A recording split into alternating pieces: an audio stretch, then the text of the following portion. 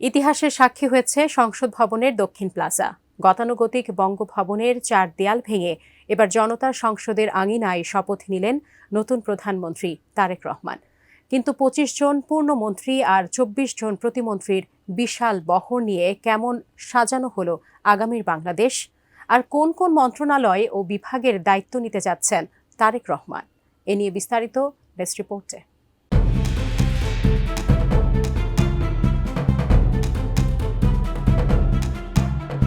বাংলাদেশের রাজনৈতিক ইতিহাসে এক অভূতপূর্ব ও ব্যতিক্রমী অধ্যায়ের সূচনা হয়েছে।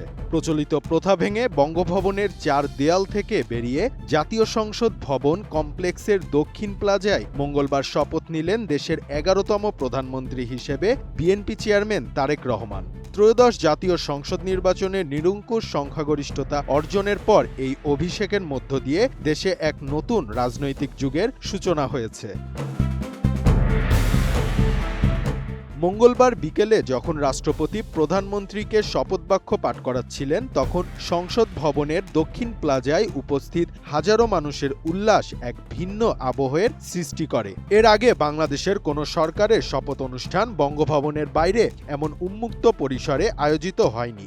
এই ব্যতিক্রমী আয়োজনকে সংসদীয় গণতন্ত্রের এক শক্তিশালী প্রতীকী পদক্ষেপ হিসেবে দেখছেন রাজনৈতিক বিশ্লেষকরা।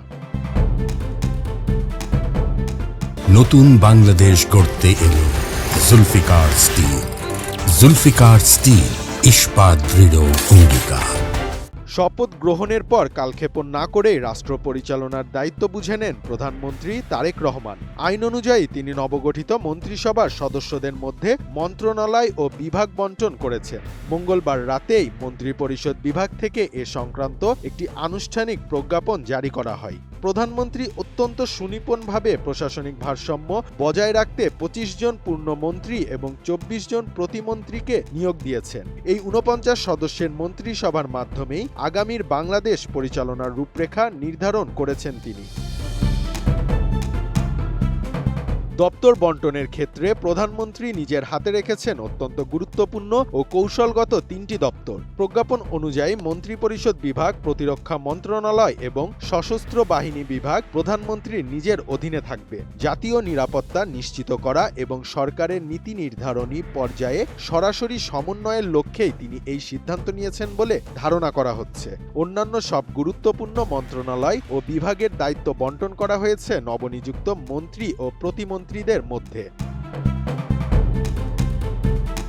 দক্ষিণ প্লাজার এই ঐতিহাসিক আয়োজনে শপথ নেওয়ার পরপরই মন্ত্রিসভার তালিকা চূড়ান্ত করা এবং দ্রুততম সময়ে দপ্তর বণ্টনের মাধ্যমে নতুন সরকার তাদের কর্মস্পৃহা ও গতিশীলতার জানান দিয়েছে।